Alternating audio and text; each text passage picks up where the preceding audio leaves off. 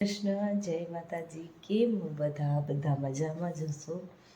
તો સવાર થઈ ગઈ ને હું ઉઠી ગઈ. આજે રવિવાર હતો તો એટલી બધી ઉપાધિ હતી નહીં.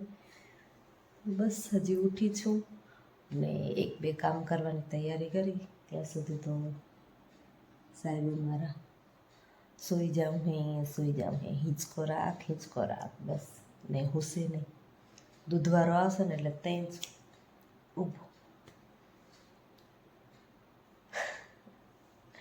કાલનો દિવસ ખૂબ જ મસ્ત રહ્યો. મસ્ત હતું જમવાનું. ઢોસા પણ બહુ મસ્ત બન્યા હતા.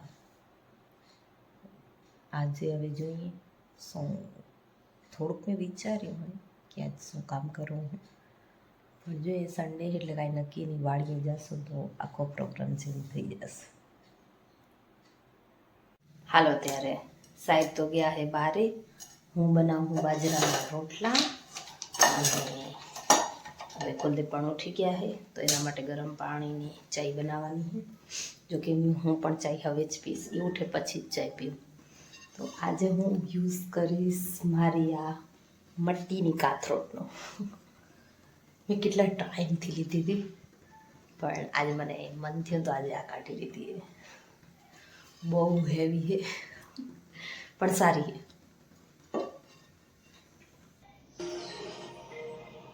મસ્ત મજાની ચાય રેડી.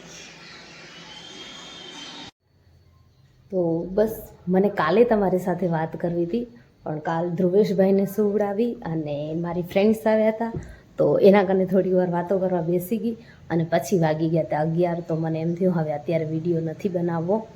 તો સાધન જાય એનો અવાજ આવતો હશે. ગામડામાં રોજ એક ને એક ચાલુ જ કર્યું.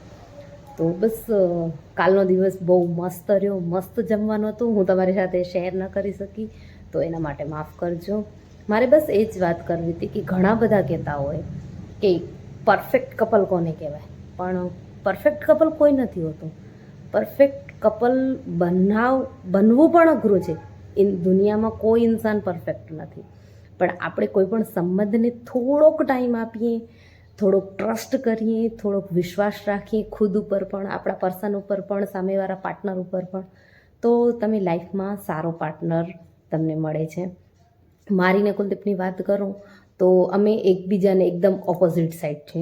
હું ઉત્તર વિચારું તો એ દક્ષિણ વિચારે.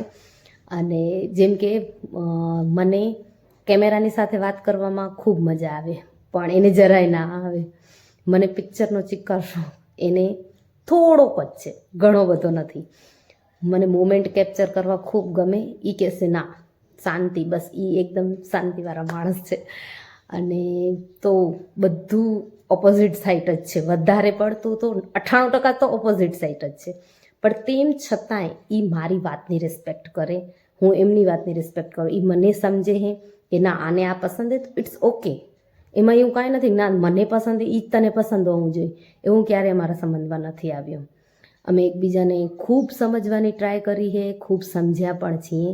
અને એકવારમાં તમે કોઈ દિવસ કોઈને નથી સમજી શકતા. એના માટે ટાઈમ જોઈએ.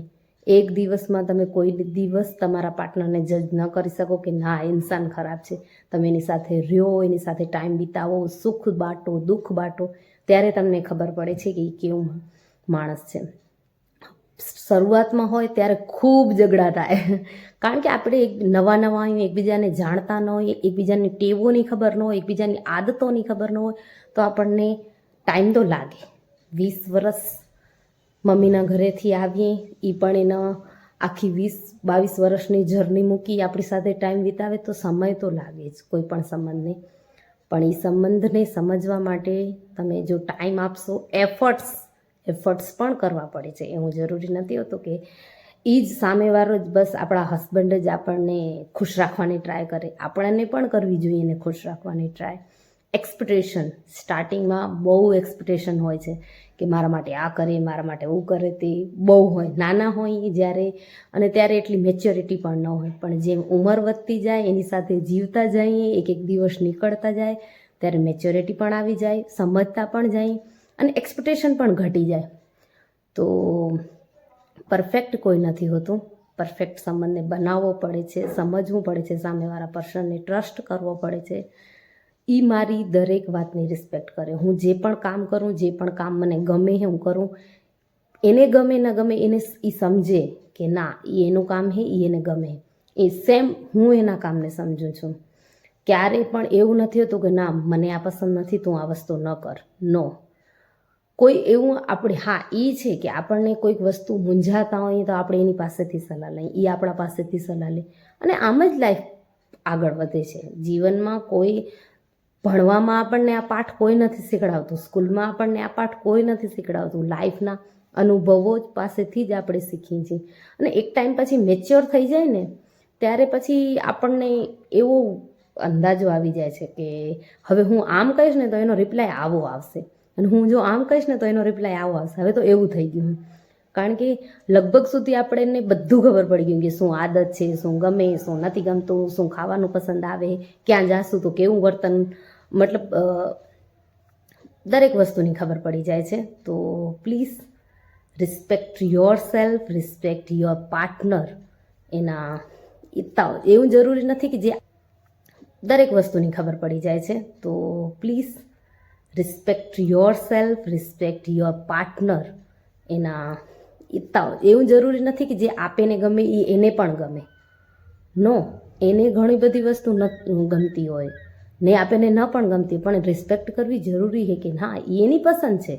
અને ઇન્ડિવિજ્યુઅલ એકબીજાની બસ વાતને સમજો. અને દરેકની ચોઈસ અલગ હોય છે, કોઈની ચોઈસ સરખી હોતી નથી. દરેકની ચોઈસ ઘરમાં, એટલે આપણે ભાઈ બહેનથી જ વિચારી લો કે આપણે ભાઈ બહેન મોટા ત્યાં તેમ છતાં બધીના સ્વભાવ અલગ હોય, બધીની આદતો અલગ હોય, બધીના વિચાર અલગ હોય. તો બસ આજ માટે આટલું કાફી. મેં થોડુંક વધારે બોલી દીધું તો એના માટે સોરી. અને અત્યારે વિડીયો હું સવારે શૂટ કરું કારણ કે રાત્રે પછી ન થઈ શક્યું, જેમ મેં તમને આગળ કીધું એટલા માટે. તો ચાલો હવે હું તમને મળીશ ફરી એક નવા વિડીયો સાથે. જય શ્રી કૃષ્ણ, જય માતાજી. તમને કોઈ ભાષણ આપવાનો મારો ઈરાદો નહોતો, પણ મેં મારી લાઈફના અનુભવ તમારી સાથે શેર કર્યા. તો બસ ફરી મળીશ એક નવા વિડીયોમાં. જય શ્રી કૃષ્ણ, જય માતાજી.